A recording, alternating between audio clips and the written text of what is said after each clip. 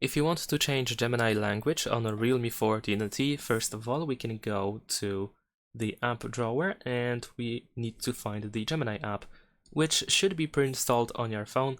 However, if for some reason you don't have this app, then you can go to the Play Store and you should be able to easily install Gemini on your phone.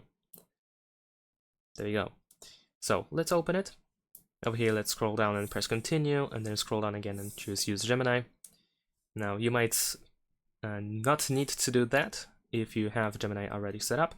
However, once we see this hello message, you should be able to tap on your profile in the top right corner, and then just scroll down until you find settings.